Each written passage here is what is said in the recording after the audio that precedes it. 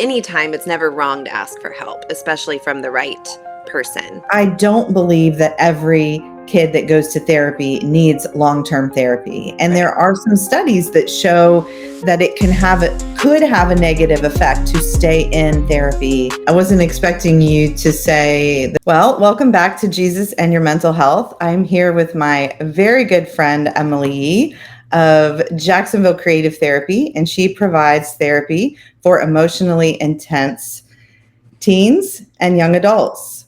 Why don't you tell us a little bit about your work as we get started? Yes. So I used to say, use the word gifted, but I shifted into just using the word intense because it's not always that you're testing gifted academically. Yeah. And then including their families. So, because often it runs in the family, this intensity. And Okay. so it's when we start working with a teenager, a parent might say, oh my gosh, this is so hitting home for me. And if that's the case, then we kind of back it up. Like, let's work with the parent on healing some of those wounds that might be there so that they can then pour into their child. So it's really across the lifespan, but Yeah. What got you interested in working with folks that have this emotional intensity? so it's hard to say, but I am one of us, one of Okay. them. And so I guess on my own journey of figuring out that there is research, there is literature about giftedness, intensity, intelligence, and how it affects your emotional health. And that was like a big light bulb for me. And I felt like, wow, this is a huge piece of my education that was just kind of missed. And I think it could have helped me from feeling like something's wrong with me. Yeah. And I feel like spiritually too, it was a game changer of this is how I was created and this was on purpose. And so that just became my favorite person to talk to, is somebody who's figuring that out for themselves. And so that became I my love idea. that. Can you describe a little bit more about this emotional intensity? How that presents in a person, what that both maybe like how it appears to someone else and what it feels like on the inside? Mm-hmm. Yeah. So how it appears to someone else, I think, is you would describe them as intense. Like you notice yourself maybe holding your breath or opening your eyes wide, bearing like the I'm doing right now. of someone else. Yes. Like, Okay. wow, you have a lot of energy coming my way. Okay. And then how it feels yourself is overwhelming and confusing, often contradictory within yourself, and which makes it difficult to express because you're trying to express yourself, but then you're arguing with that statement even as it's coming out. Okay. And so inside it, you just feel like a big knot. Yeah. So it sounds like you're feeling a lot of things very intensely, but at the same time kind of questioning those thoughts and feelings, especially as you're trying to express them. Yeah. Maybe through the lens. Go ahead. Taking in the other person's exasperation with you. Okay. And so yeah. It's difficult. Yeah. So you're feeling all of this and you're feeling everything coming from the other person and trying to sort it out and make sense of it in your head, probably in a pretty rapid way as you're trying to have conversations with people. Right. Yep. And then experiencing that on the other side, like you said, people have reactions of just feeling like there's a lot of emotional energy coming their way. Drinking from a water hose. Yeah. Okay. Yeah. And so people respond with shutting it down, like anger, because they don't want to deal with it or it's too much, or they shut down and they don't have any response for you. They're overwhelmed. So yeah, I think those are the two kind of dynamics that play. I like to describe it as, so intensity is one word. The other word is sensitive. Okay. And so having sensitivity. So I think of like octopus legs that have sensors on them, and a typical person has 8 and they sense the things around them. But somebody that has these over intensities. What do we call them? Overexcitabilities. Okay. That's like the word in the literature. But then they'll probably have like 5 more legs Oh, that wow. are longer or shorter. Like those 5 ones, they might be small, it might be big, depending on what their strengths and weaknesses are. And so they're taking in that much more information, but they're not necessarily getting any more food, sleep, energy, nothing. So they're just having to work a lot more efficiently to deal Yeah. with all of that information. Wow. So I It think sounds sensitive and exhausting. intensity go together. It sounds exhausting. Yes. Yes. So Yeah.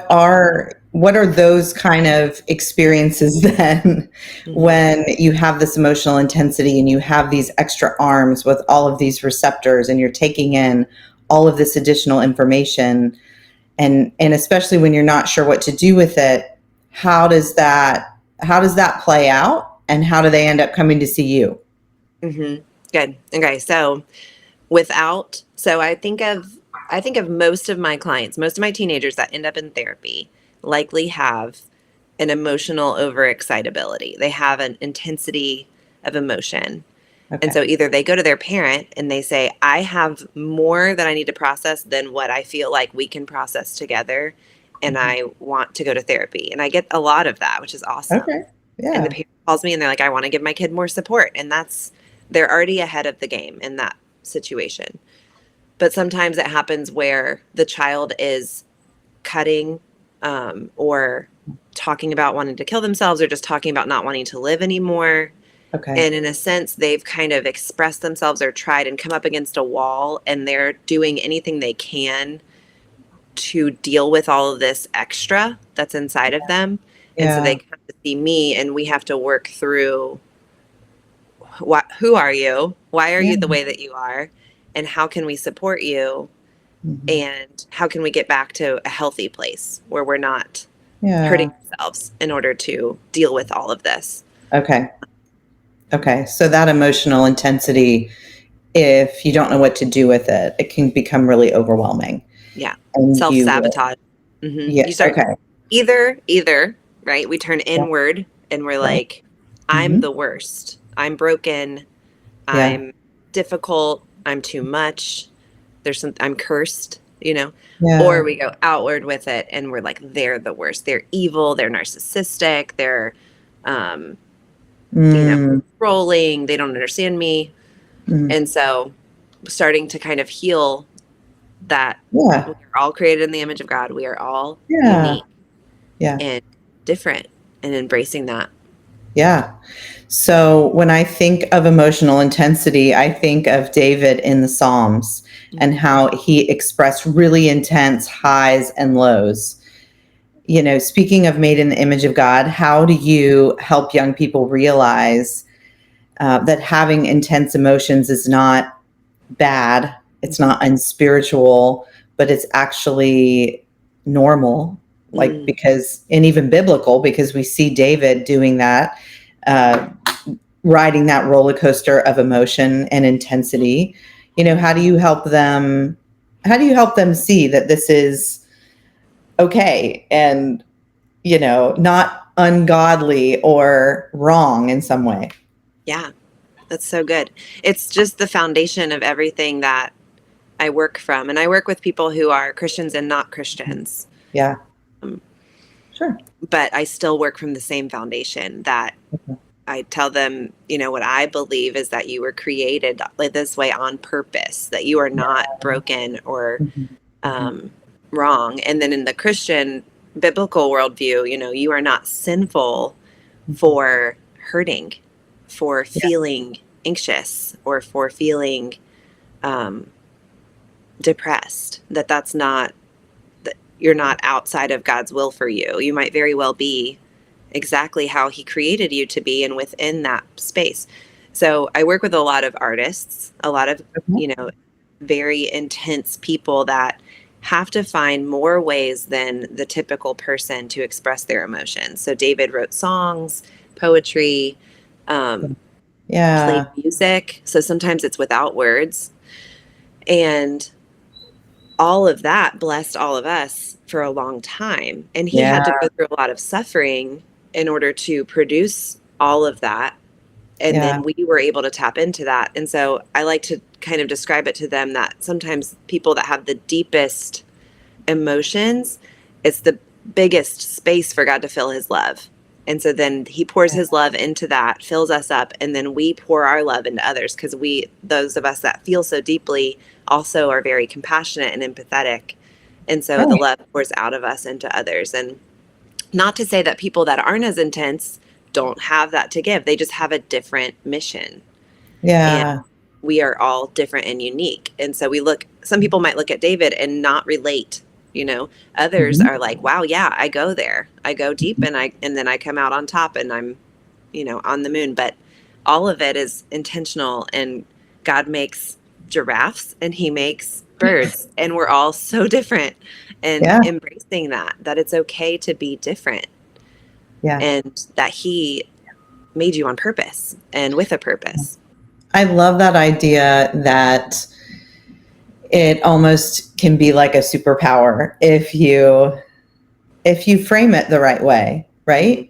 That Yeah. you could see this as a real gift, and a gift to help others and connect with others in a deeper way that maybe not everybody has that same gifting. And I like how you start with that foundation, and then you help them see what's possible, what's available to them with their unique skill set and gifting and wiring for the good of others in the kingdom.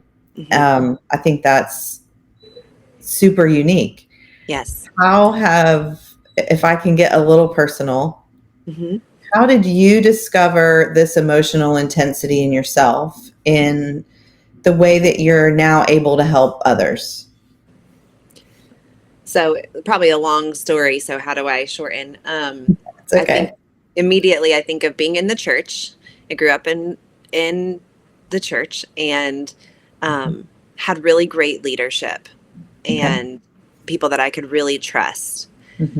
And they would say things to me. Well, first of all, the husband and wife that really mentored me pushed me toward counseling. They said, you can talk to a wall, you're able to read people, like that would be a great path for you.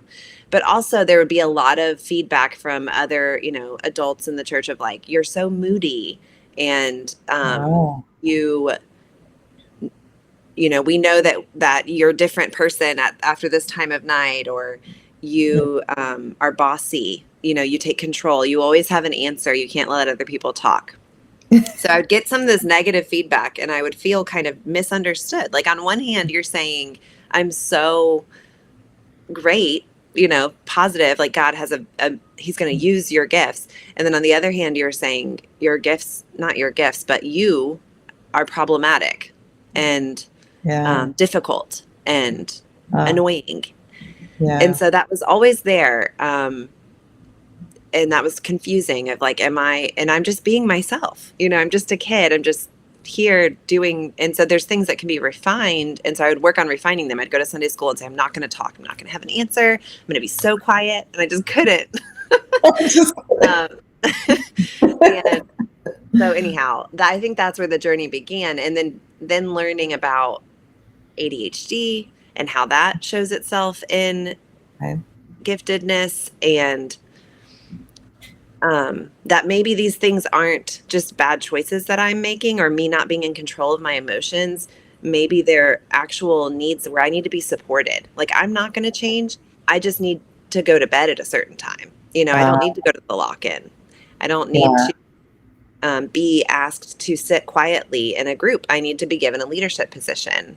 I need to be given, I need different opportunities because I'm different, and that's okay. Yeah. So anyhow, I think that's my first thought of that's the click. I was like, all those comments weren't for me, Yeah. So it sounds like what has helped you in your journey now with your clients is going from, I have to change these things about myself, to I have to support myself better. Mm-hmm. Absolutely. I have to look for the right opportunities. I have to put myself in the right environments and recognize not put myself in the wrong environments. Yeah. Right. And grieving that, like I wish I could stay up late. I wish I could eat whatever I wanted and not bother me. Mhm. Mhm. I can't. Yeah. I'm an efficient machine. I have to be, Mhm. they talk about like orchid children. I don't know if you heard that phrase, but children No. that have to be like watered every 10 days and certain type of sunlight, and then they're amazing. But if you don't, they look like a stick, and it's nothing Yeah. to them. And Yeah. so Okay. I'm not a bush Yeah. daisy. I love that. Yeah. I love that. So, thinking about parents, how do you help parents and caregivers to be able to tell the difference between kind of normal teen, you know, hormone overflow, mood swings, and something that maybe needs more attention? Hmm. Something that might be more general emotional intensity over the lifespan versus maybe a season of emotional intensity. And is there a difference even? Yeah. Oh, I think there is. Um, I think you have, at any time, it's never wrong to ask for help, especially from the right person. Mhm. And that's something that comes up. I need to plug in my computer. I hope that that's okay. That's okay. Where? These are technical issues.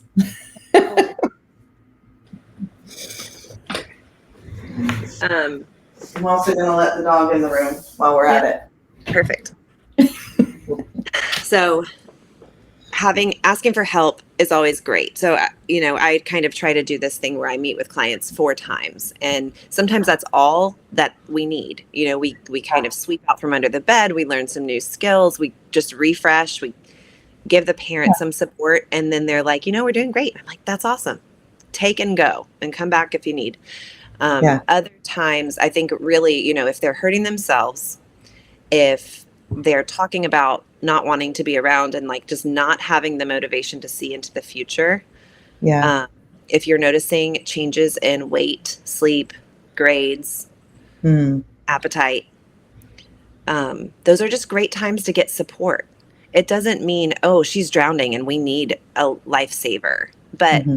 she's struggling, and let's give some support and kind of teach that probably all along the way in different seasons of life, you're going to need different support. And Yeah. this is one way. And so I just want to encourage parents listening to this too, and kind of discerning, you have your own level of intensity, and then you married somebody or had a child with somebody who has their level of intensity. And the pattern that I see in the children that come to see me is that they've got their mom and their dad stacked on top of them intensity wise.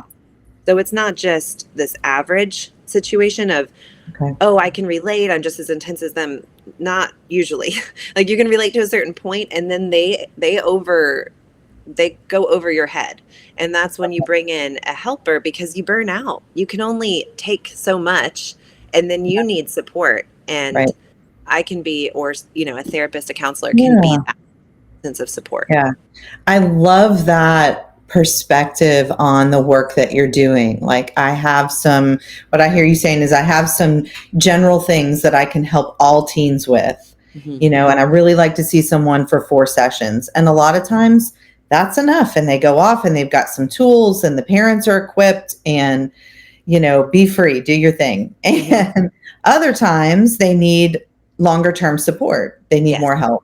Right. And I really love that perspective, especially with kids and teens, because I don't believe that every kid that goes to therapy needs long-term therapy. And there are some studies that show that could have a negative effect to stay in therapy longer than is needed. And so I really love that perspective. And I think that's an important one to highlight for parents to hear, is that there are clinicians out there that really have a grasp on helping you and your child through a season or through a longer term diagnosis or struggle. And that there are people that are equipped to know the difference and to help you in the way that you need, and not to over therapize. Right. Or take advantage of a situation. Yes. But yeah, I feel like there's I would like to join in on with families for the long run, but I don't need to be present for every day. Right. It's like, I'm Yeah, here.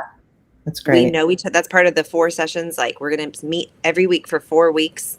I'm going Yeah, to know you. You're going to know me. So if you need to reach out in a crisis, yeah, yeah, then I know you, and I want right, to know you, and I want to support them into adulthood and forever as an expert in this, right. how it affects you over the lifetime. Yeah, I want to be yeah, a resource in that way, but we don't need to meet every week in order to do that. There's yeah, a lot of life in between that can happen. yeah. Yeah, I really love that. I really love that. So, getting a little bit practical, could you share one or two kind of practical tools that you teach people, whether it be young people or adults, to help them regulate these overwhelming emotions? And Yes. maybe regulate's not the right word, but you insert whatever word fits Yeah. there for Right. what you're helping them Right. do. Like, I heard this yesterday, maybe at our office lunch. There's no solutions, just tools. Did you say that? No, but I'll Somebody take wise. credit. Um, but yes, the tools of, okay, so one of my favorites is a dialectical behavioral therapy tool. And I Okay. try to pull from I do a lot of art therapy, or Yeah. DBT is what we call it, which was made for people who are self-harming. So it's made for people who struggle with intense emotions. But one of it's called Improve the Moment. And I have it on the back of my business card, but it goes through imagery, meaning, prayer, Okay. our Oh, relaxation. okay. So it goes through different words. But generally speaking, the people that we're talking about, very intense emotions people, if it's related to intelligence, so you've got this brain that's rapid firing, it's scanning the world, scanning your life for problems to solve. So it's looking Okay. for negativity, and then it's Yeah. analyzing, and it's go, go, go, go, go. And Hmm. so those type of people don't usually flood themselves with positive experiences. Okay. They're always looking for problems and trying to solve problems. And so this Uh, improve the moment is an idea of, we've got to balance your existence with more positive experiences and little things. And it's kind of like the Ann Voskamp approach of 1,000 gifts. She wrote a book about okay. noticing the little gifts from the Uh, Lord throughout your mhm, day. And it could be the sun shining mhm. on bubbles, or Okay. sec. Yeah. Where my sound is coming from. Hear that? Yeah. Okay.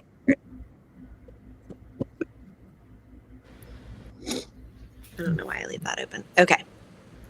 Sorry. That's So okay. rewind. Um, so the idea of looking for little gifts throughout Yeah. your day Okay. and producing them for yourself. And I'll have a practical solution is, I'll have my client 3 times a day write down their emotion, or rate the intensity of their emotion. So Mhm. morning, afternoon, night. Just notice, okay, it's noon. How am I feeling right now? How am I feeling right now? And looking for a pattern, but then also having them choose one of those 3 things to self-soothe in that moment. So take a Okay. little vacation in your mind, or go wash your hands with a soap that smells good, or remind Mm. yourself of your purpose, which Yeah. is greater than just working for a check. Like, your purpose is to improve somebody's experience today, or help somebody know that they're loved. Mhm. And so that has Mhm. been most meaningful for me, of, oh, I Yeah. don't have to just grit and bear it. I can Yeah. look for the good, look for the gifts. The Lord loves me. He Yeah. gives me good gifts, and I need to train my brain. Yeah. That's not healthy for me to always be just looking for the problems and solving Yeah. problems. Yeah. I love that. It's like renewing the mind. Constant, right? Yeah. And so a second and third. So second would be a box breath. So Okay. learning a way to slow your breathing down, and recognizing that your body is connected to your brain. And sometimes when we can't get our brain to be still and quiet, and when it feels chaotic, we need to act with our body first. And so sometimes the simplest way is breathing. And so Okay. inhale for 4, hold for 4, exhale for 4, hold for 4. And I do it 4 times. And by the 4th time, I can take a deep breath. And then and that can soothe my brain. And then the third really thing that I hone in on, well, now I lost it. So we do improve the moment, box breathing. That's okay. It must not be meant to be. But Nope.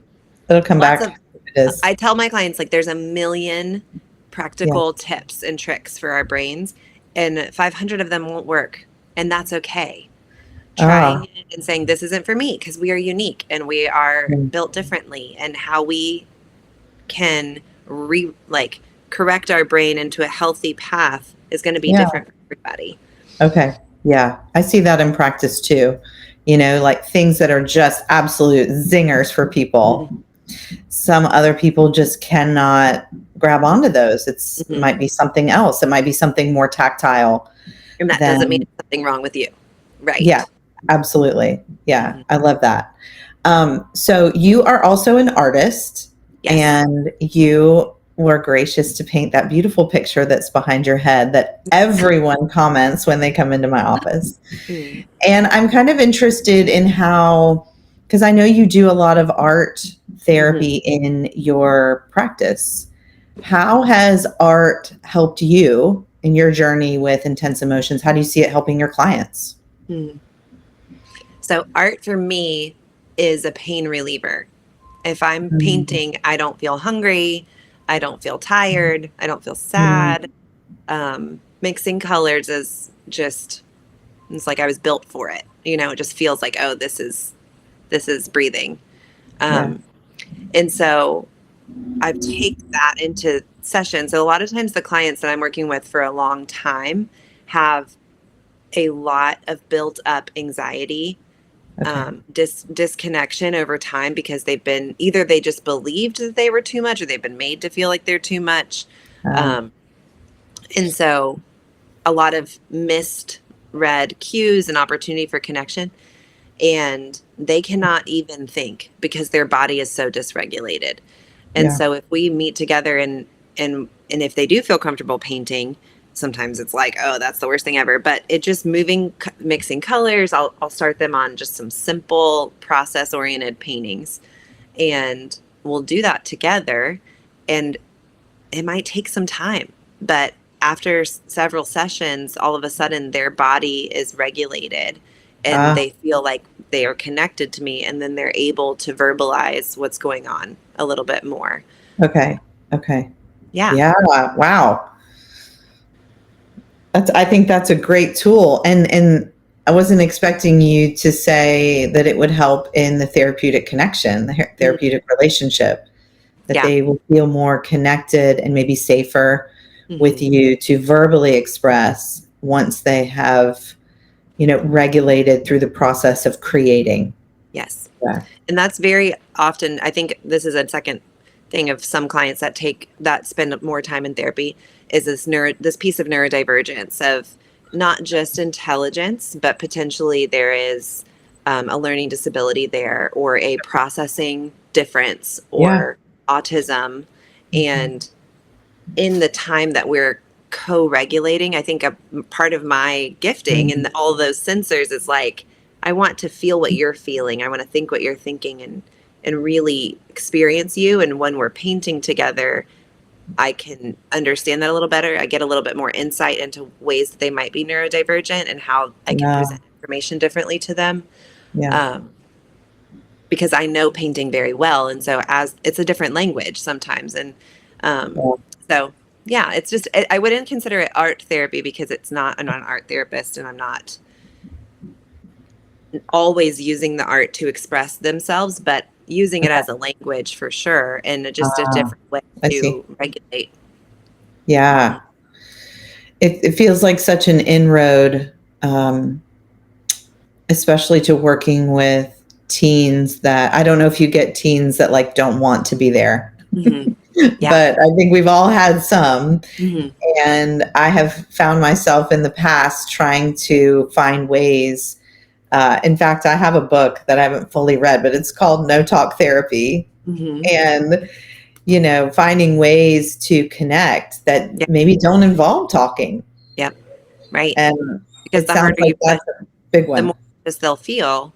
They're not talking because they don't want to be connected, but they just can't. Yeah. They can't. And that's recognizing, I think, when it's a willpower thing and when it's that they're Okay. trapped with themselves, Yeah. and they need help. That's huge. That's hard. Yeah. Yeah. I get that. So I'm thinking about the parents again. Hmm. How can parents help? I'm thinking about these two things. Big picture, how can parents help their kind of emotionally intense kids? Hmm. And even in the moment when their child is experiencing heightened emotion or dysregulated, can you give me an idea of maybe both of those? Like Hmm. overall, I know getting them support is good, but like those things that they can do at home, Hmm. what's one of each of those, big picture and in the moment? Yeah. So kids spell love Time, even Ah, teenagers. mhm. It's spending time together, not always quality time of we're going to talk about it and we're going to figure it out, but a walk where you don't talk, no talk therapy. Coloring together, even teenagers watching a show Mhm. together, Yeah. um, touching them on the shoulder, Mhm. or if they are okay with it, their hair. Sometimes it's not a thing. Yeah. Um, tucking them in at night. And so just being present as much as possible, because Mhm. we, as they get older, really tend to think they've got this. They don't need us. They don't want us, but they Right. do. They need that connection. They need the co-regulation.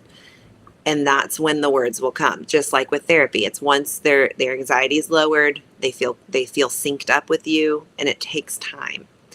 So I would just give that to any adult of a teenager. Um, and then when they're dysregulated, recognizing, oh, they're triggered. They're overreacting at this point to what's going on. Either they heard me wrong or they're taking it the wrong way, whatever. And so at that point, trying to get your point across is not going to be helpful. And so just at that point, it's about regulating. It's about getting calm again. Let's take a breather. Let's just actually, can we just stop talking about it for a second? Can I get you a snack, water? How can I help you to be calm again? Almost like an interrogation room in the police office. It's like, all right, let's take a break. Can I get you a Coke? Yeah. Like, we're going to Yeah. pause. I can tell that you're activated. You're not able to think well when you're emotional and it's so high. And so we've got to bring you down versus trying to be right. And the only way that as a parent you can do that is if you can do that for yourself. When you recognize, oh, I'm heated right now. That just brought something up for me Mhm. Mhm. and I need to regulate myself. Do you know how Yeah. to do that? And Yeah. that's, if you Yeah. can't do that, then you can't do that for them. And Right. then you're going to be in therapy for a while. Right. So Right. that's Right. when I parents say, ooh, this is clicking with me. Then I say, okay, let's let teenager exit the room and we work on this, because that's the only way to get through this quickly or at Yeah. all. Yeah. Yeah. I think that's such an important point. And as you were talking about what they can do, I was thinking, gosh, there's a lot of parents that struggle with this themselves. And I think that's such an important point, that if you cannot do it for yourself as a parent, you won't be able to do it for your child.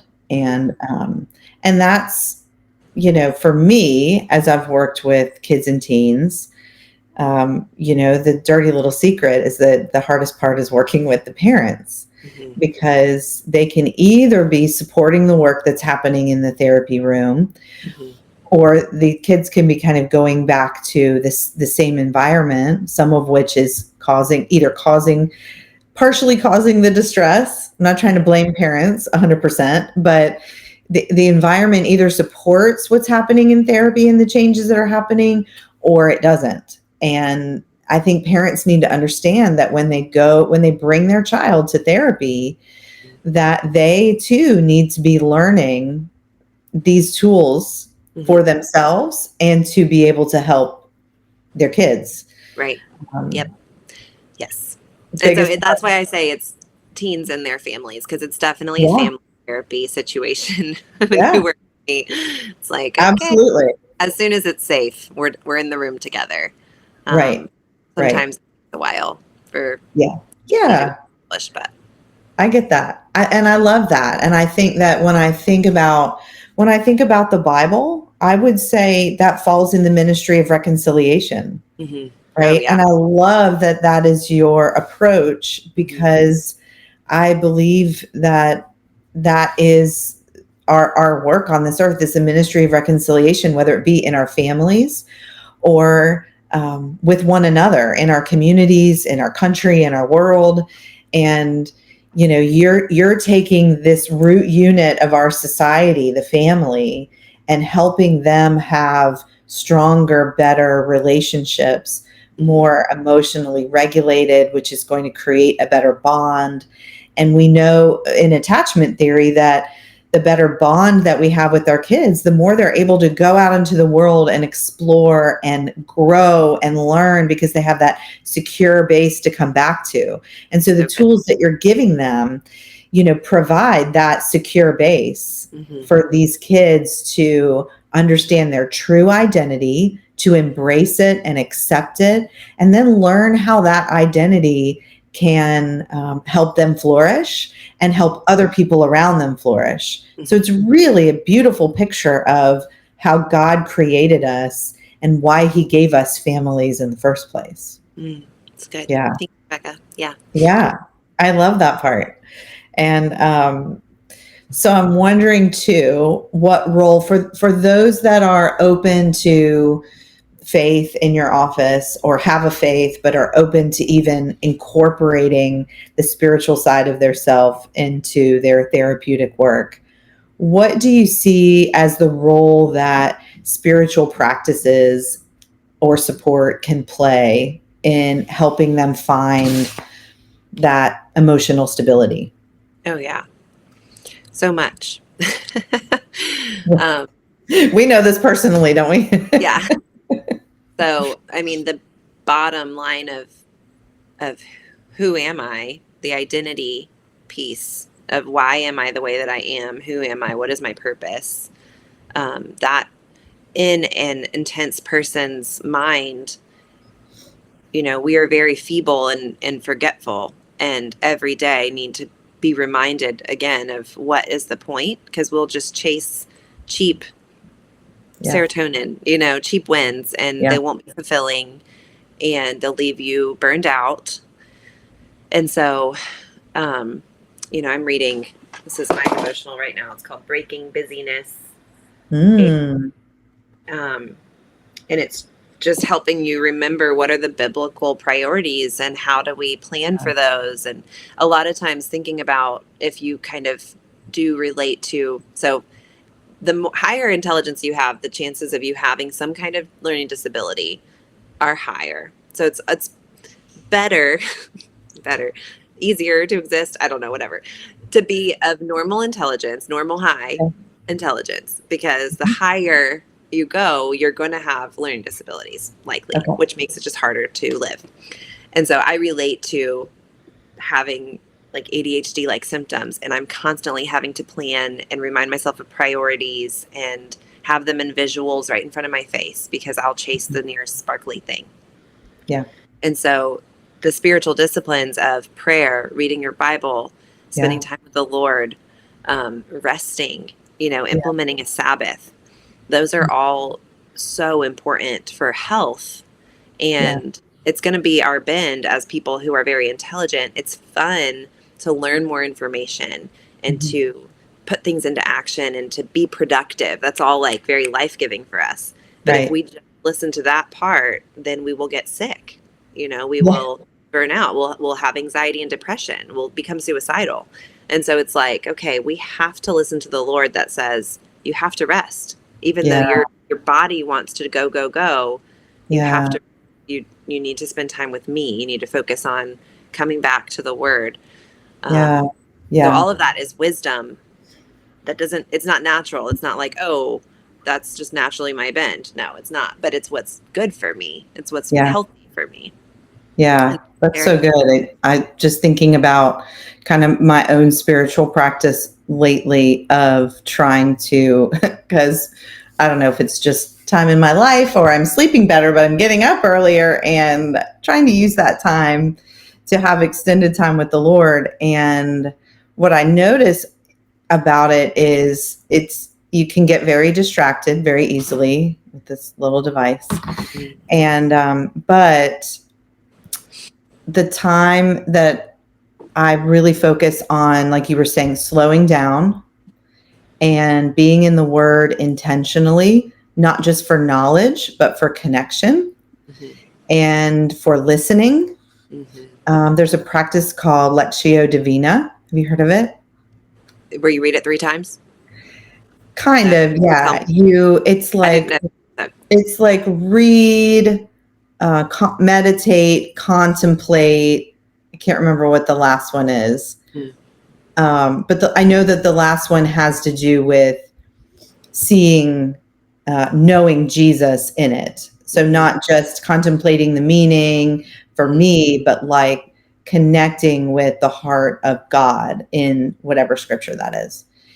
And I think it's very, I think it's a great practice that people could look at in order to help themselves intentionally slow down and to be more intentional with the Word. Because even though I don't have ADHD symptoms necessarily, I still deal with a mild level of distractibility and difficulty slowing down. I love learning and I love knowledge too, and I can overdo it with that, but not slow down long enough to give myself what my soul really needs, or allow God to give me what my soul really needs, because we do have to create some time and space and quiet and stillness to be able to do that. God speaks in a still small voice. And so if, like even right now, I got 20 tabs open on my computer, right? I'm doing lots of things all at one time. And I think it's helpful to hear how important that is for everybody, and especially folks with that emotional intensity of learning those rhythms and the rhythms of rest that really help us connect, but will connect with God, but also help us find emotional regulation and stability. Right. And it's so hard because when you're in your lows, you're like, oh, I would do anything to change this. But then you have seasons, you don't realize that you're burning the candle at both ends. Yeah. And so some kind of accountability is important for yourself. And that's what therapy can be sometimes. It's just, okay, how are things going in this section, in this section, in this section, in this section, like a checkup. And holding yourself accountable to, am I doing what I know is the wise thing to do? Yeah, that's so good. The therapy can be a place where you're holding yourself accountable to the things that you should be doing that are good for you, emotionally, spiritually, even maybe even physically. Yeah. So all of it, all connected. I love that. Emily, I always love talking to you. You are a wealth of information, and I'm super grateful, thankful to be working in the same building with you, and grateful for the work you're doing with your clients and in our community. So let me say a quick prayer for those listening, and we will, I'm sure, be having another conversation about something else really soon. Yay. Let's pray. Lord, I thank you for my friend Emily and the work that she's doing. I thank you for the clients that she's able to see and help. I thank you that she is working in the ministry of reconciliation. And Lord, I pray that this conversation would touch some hearts and families, that they would be able to take a first step in getting some help with emotional intensity or otherwise. And Lord, I pray that the parents listening would be open to what that might look like for themselves as they seek to help their children. Lord, we just thank you for who you are and what you've done for us, and the practices that you give us to quiet our minds and still our hearts and keep our minds stayed on you. Lord, we thank you in Jesus' name. Amen. Amen. Thanks, Emily. I'm going to put all of Emily's information in our show notes so that you can reach out to her if you are looking for some therapy in this way. So until next time, bye. Bye.